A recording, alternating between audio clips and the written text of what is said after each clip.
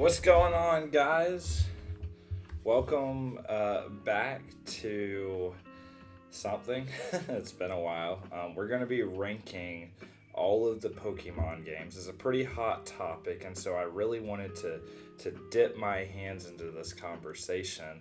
And so we obviously have a form of ranking, right? We have all the way from S tier to A tier to haven't played.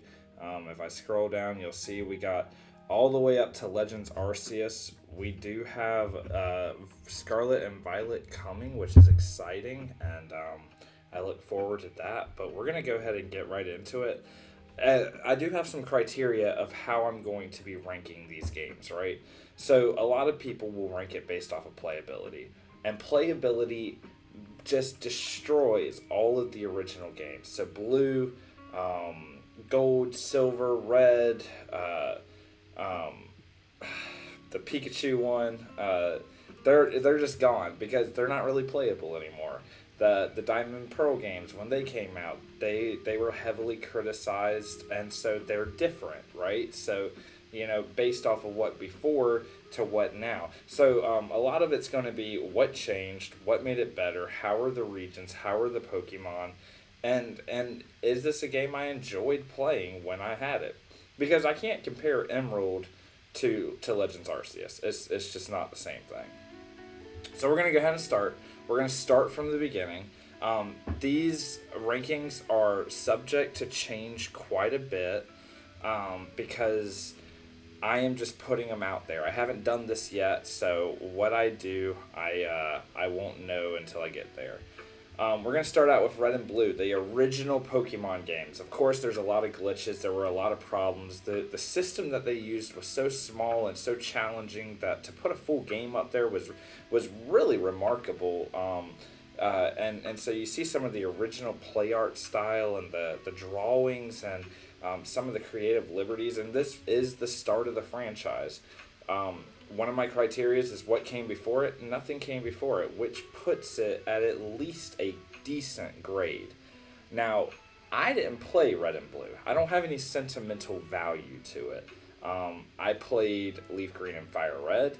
I think I had finally played a Red playthrough way after Emerald came out, and so I am going to put Red and Blue in the B tier. I think it's hard to put it anywhere lower unless you were trying to compare playability, which I find very unfair. All right, next game is Yellow. Yellow is the better version of Red and Blue. It does what the original probably should have done, but it focuses more on the anime, focuses on Ash's story. You can catch all three starters. You just have a great time with it. You don't have to choose which starter is your favorite. You get them all, and you get a Pikachu right at the beginning of the game. Storyline, it's lacking, but I mean, so is Blue and Red. It is what it is. I'm having it at B tier. These early games, I'm not going to really critique too much because they are the early games.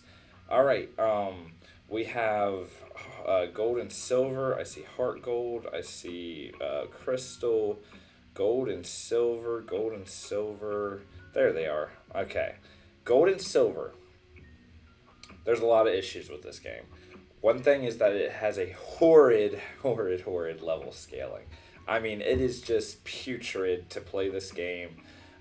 Even if all you had to do was play blue and red. Like, the scaling is horrid.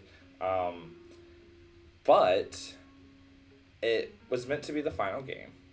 It was meant to close a chapter, right?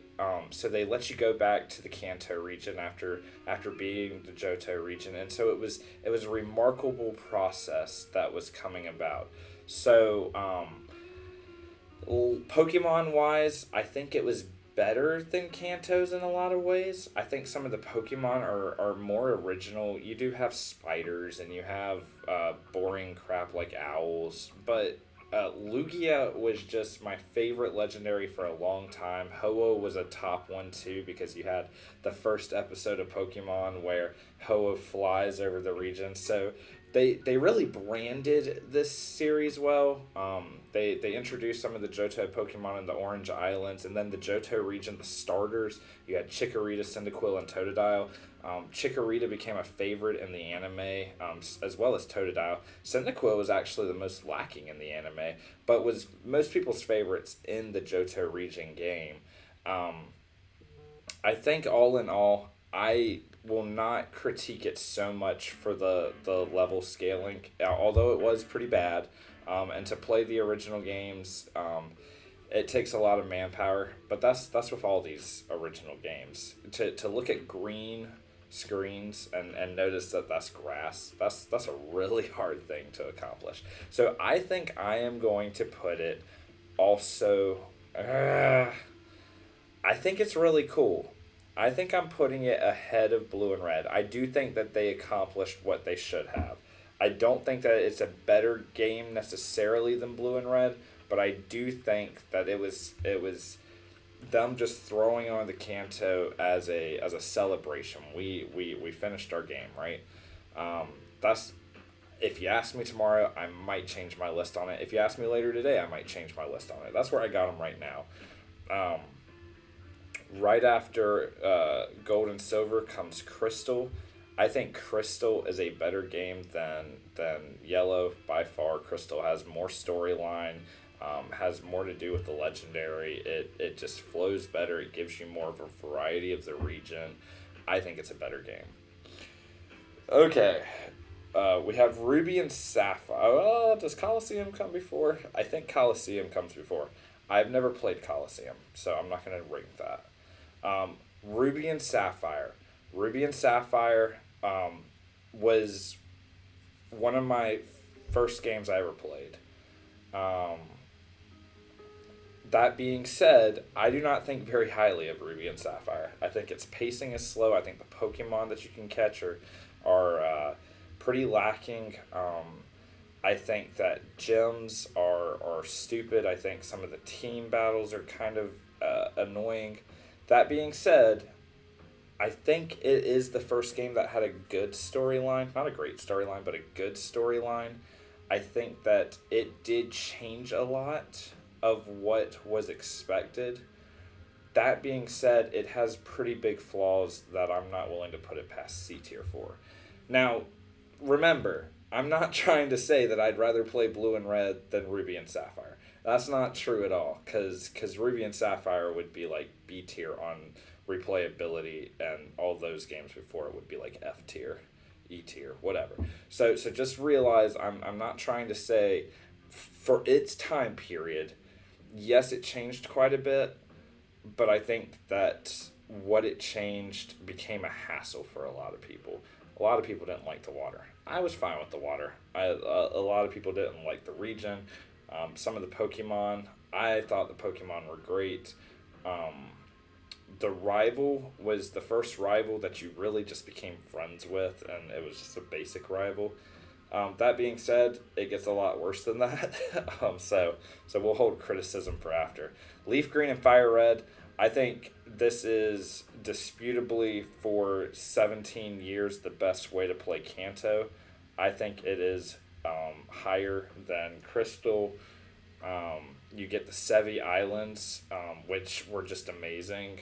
As a young kid who got to play and got to go to the first three islands and see Ho-Oh, and then find out that you get to unlock more islands and you get to catch all these Johto Pokemon in these islands. It just incorporated so much more.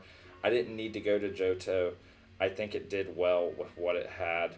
Unknowns were a mystery. You had the Entei movie come out just a couple years before, so you're finding unknowns and you're like, oh my gosh, is Entei gonna show up? There were so many storylines in this that came about, and I think it was just a good game. Emerald. Emerald is S tier. Emerald is the first S tier.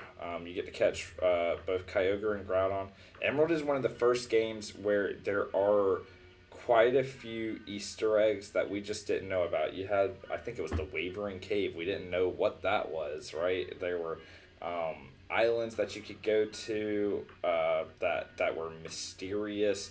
You had the caves of Kyogre and Groudon, and you had the story of Rayquaza, and it actually gave a good story of Rayquaza with the cinematic experience that was unlike the first two. Um, Emerald is S tier. I think it capitalizes on what Ruby and Sapphire failed to do, and for that, I think Emerald should be higher than those games. Um, I think the criticism of Ruby and Sapphire will show up through this mainly because I think that Ruby and Sapphire started this process of getting out bad games and then correcting them. And so for Diamond and Pearl, I have way less replayability for Ruby and Diamond and Pearl than Ruby and Sapphire, and it came out later. Diamond and Pearl was a kind of a horrific game. It did a lot of things that would ultimately push the generation forward. Graphics were better. Pokemon were a whole lot worse. This was the first region that HMs were like so heavily used. It took an HM to get anywhere on this map.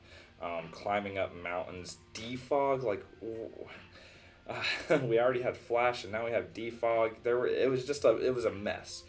That being said, it has some of the most memorable characters. It has Cynthia. It created some of those challenges.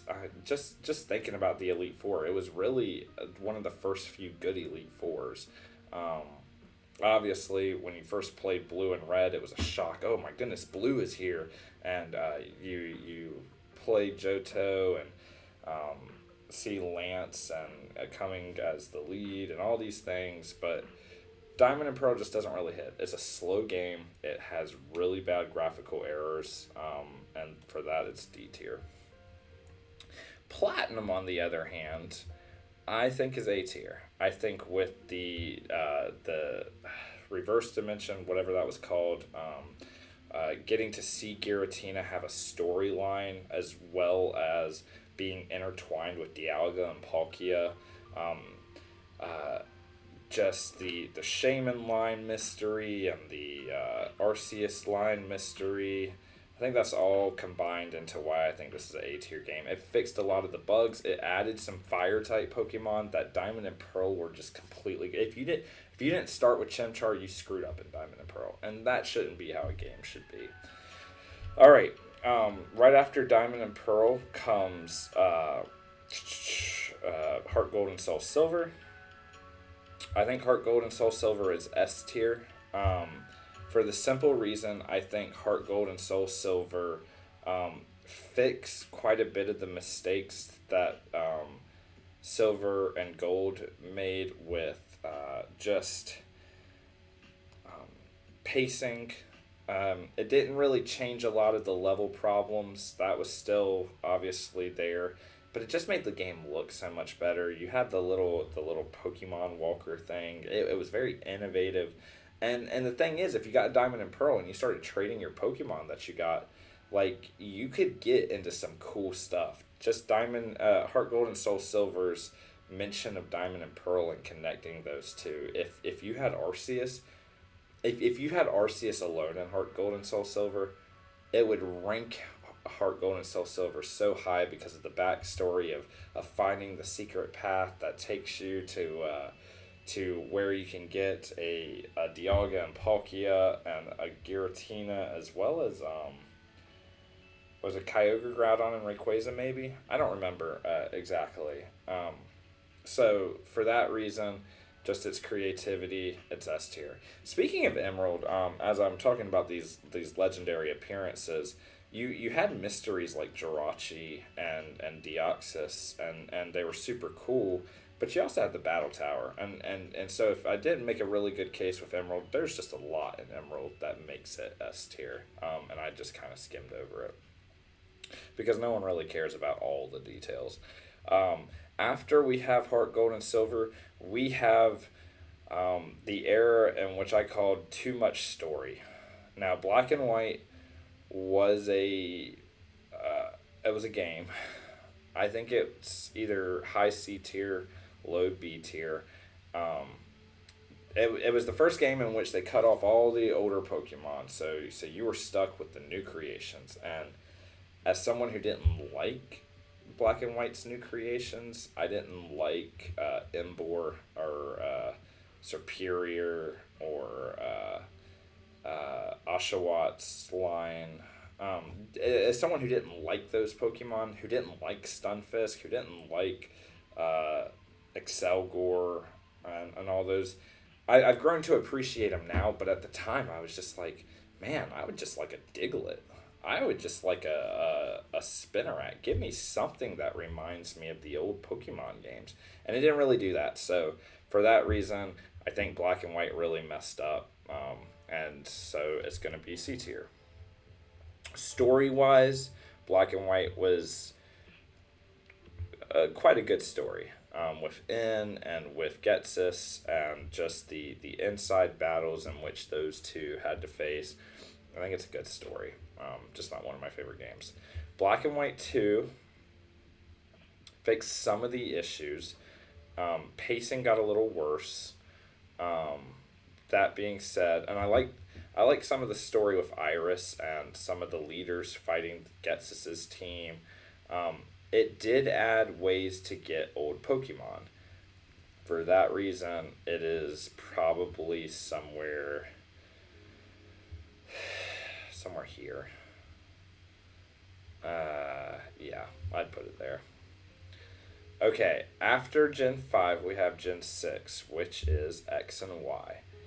A lot of people hate X and Y. I'm putting an E for just a half a second.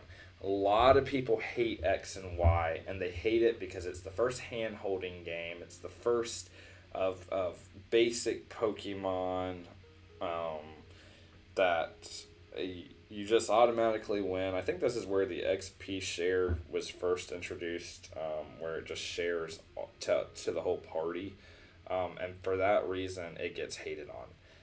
That being said, I find it one of the most playable games. Like, I can go back to X and Y pretty easy. It introduces a lot of mechanics. It introduces a lot of Pokemon that are interesting, like Go-Goat, Florges, Pokemon that can change colors and get shaved and all sorts of stuff that are actually becoming really rare in Pokemon Home. Like, people are asking for crazy things for these Pokemon. And so I think X and Y, although kind of misguided, was really a reset for the series, and I think it was really important. And so as much as I didn't fully think it was the greatest game, I do think it deserves to be higher than quite a bit of these games. I think it's revolutionary, and so for that reason, I think it's better than Black and White 2. I think it's better than Crystal. I'd put it right here. I enjoy Leaf Green and Fire Red to play more than X and Y.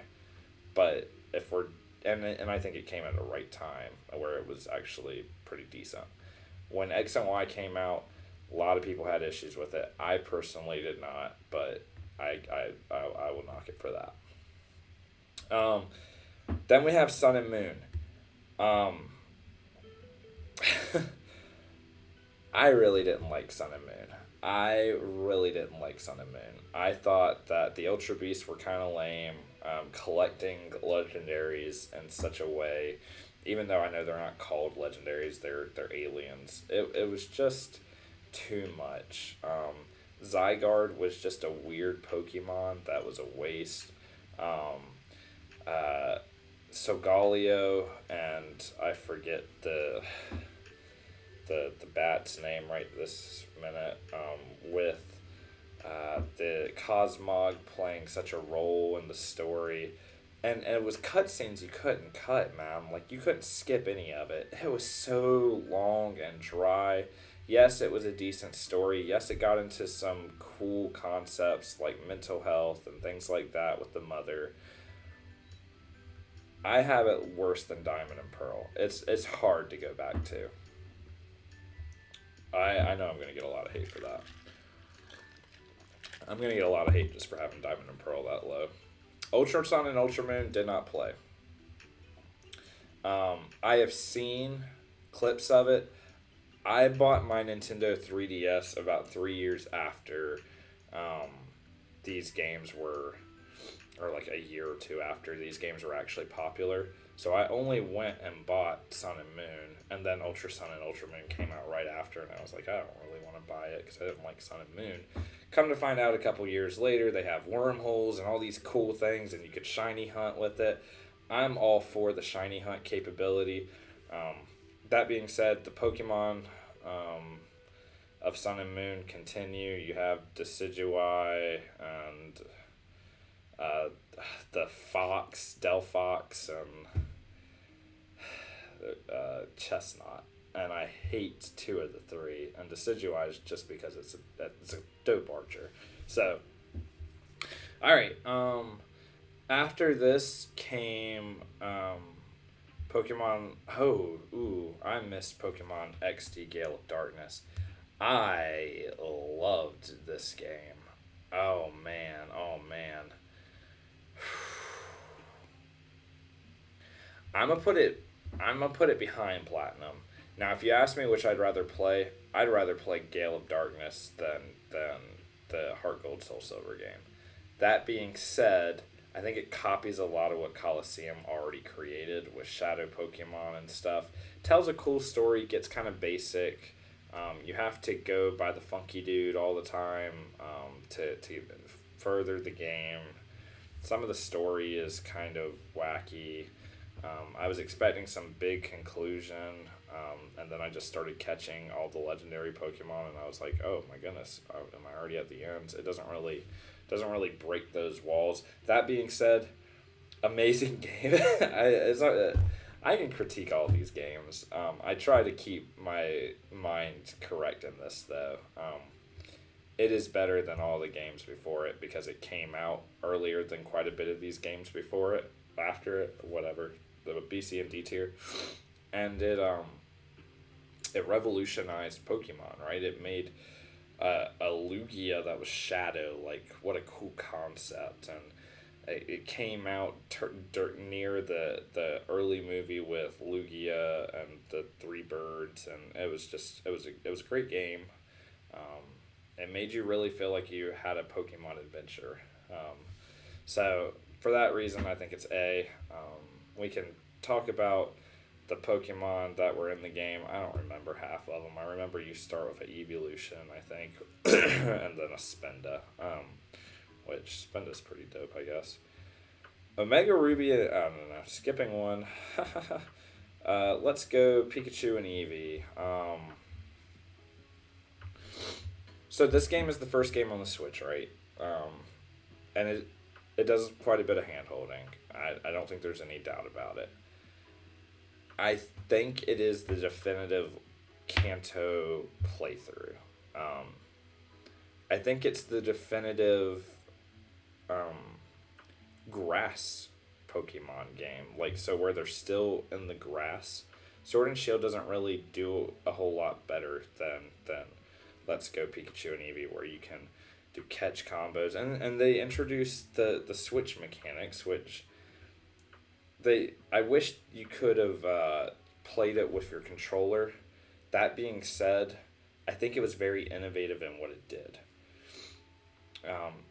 It is the third Kanto game, if not, well, I guess if you count Yellow, it's like the fourth.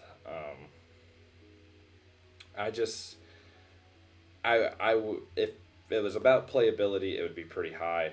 If it's about what it was inventive on, it would be really high.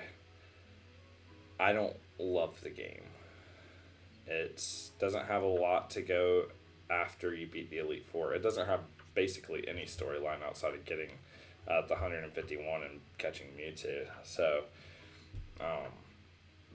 it's been a long time. I wish we could have got the Sevi Islands. I wish we could have got the Johto region. I wish we could have got something. I think that it being the first Switch game was fine. I don't think it was very inventive. So I am going to put it at the top of C tier. Alright, now we have Omega Ruby. Oh, crap. No, Omega Ruby and Alpha Sapphire went before that. All right, Omega Ruby and Alpha Sapphire. I was right at the start. Unlike Pikachu and Eevee, I think that Omega Ruby and Alpha Sapphire made Ruby and Sapphire better. We're going to be talking about another game in a minute, but this was not a 100% remake of the original game. It had flying mechanics with Latios and Latios, although I do think they give you Latios and Latios at a ridiculous point in the game where it just becomes so destructible. I think it's a good, innovative game, and I think it's my favorite region. And so to be able to fly as the first game where it's truly hands-on flying, I think it's A tier. Maybe bottom of B tier. I can look at it in a minute, but I think it's there. I think the game. I wish it would have went off at Emerald.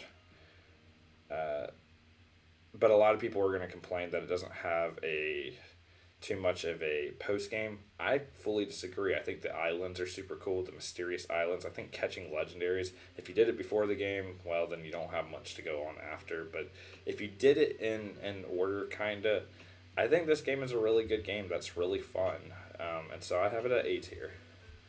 And I will take the hate for that. Pokemon Sword and Shield. Let me take some sips for this. I think Sword and Shield is a great game. I truly do. I think Sword and Shield is a fantastic game. Really hits on the location it's coming from. It really picks Pokemon that fit that location with Double and Wooloo and Obstagoon, and it just does a lot of good stuff. It gives us the wild area for the first time, which is so innovative. And I know people just shut it down because they're like, we want a free world. We want a free world, and this game is just linear. Well, all the games before it have been linear. So you're just screaming to the crowd. This game does a lot, and it is an original Pokemon game. We're going to be talking about a game in a minute that completely throws away the Pokemon system. And I think that this game keeps the Pokemon system very much alive and well. And it's a good sword game, or a good Switch game. I think it is A tier, but not over Omega Ruby and Alpha Sapphire. It's funny how I start streaming and my nose starts running up. Whoops. Diamond and Pearl. E tier. D tier above Diamond and Pearl. I can't stand this game. I thought the chibi style was weird. I thought it was very cheap looking. The controls were awful controls. It does fix some of the issues with Diamond and Pearl, not being able to get certain Pokemon. You get access to Houndoom, but that's about it. Like, it's either Houndoom or Chimchar, and that's all you get. Kind of picks out your teams. I think just for the Elite Four, it gets D tier instead of E tier, where it probably should be. You get access to all the Pokemon, but it forces you to go underground. All the legendary Pokemon prior, but it forces you to go underground. You get gift Pokemon that basically just ruin the game because you could just use them. I didn't use them in my playthrough, but you shouldn't have access to that crap until you beat the game. Anyway, Legends Arceus, S tier. I mean, what is there to say about this game? It literally broke the mold for Pokemon. It changed what we can expect from Pokemon. The game was beautiful. It went off of the Pokemon Snap pictures and stuff, qualities, and it was just a beautiful game. Yeah, there were times where the game loaded and it didn't look amazing, but it was a really darn good game. The sneak mechanic, not original to the game, but was used in such a different way. Alpha Pokemon shiny hunting was so fun in this game. I'm still shiny hunting. I have like 100 hours into Arceus, but it deserves to be S tier. It's revolutionary, and that's why I have high expectations of Scarlet and Violet because it's following Legends Arceus. If we're ranking these based off of how much I enjoyed them, it would be Arceus and then Sword and Shield. So the Pokemon community is really hammering the Pokemon company to get better, and they really are. And so I think for that reason, we should be very happy at what we're getting right now. These are good games. Yes, some fall short. That Diamond and Pearl remake was awful, but it wasn't actually made by the Pokemon company, or it was some different company than normally makes it. Usually it's Game Freak. It wasn't Game Freak. I don't remember if it was Niantic or who it was. Anyway, it was a different company, and so I think that it makes sense on why it was such a piss poor game. This is my list. Disagree? Put it in the comments. I'd love to hear it. I'd love to talk about it. If I said something that doesn't sound 100% right, talk to me about it. I'd love to talk to you about it. All right. Well, that's all I got. This is Kapow Monkey 9. This is Jackson. I'm out.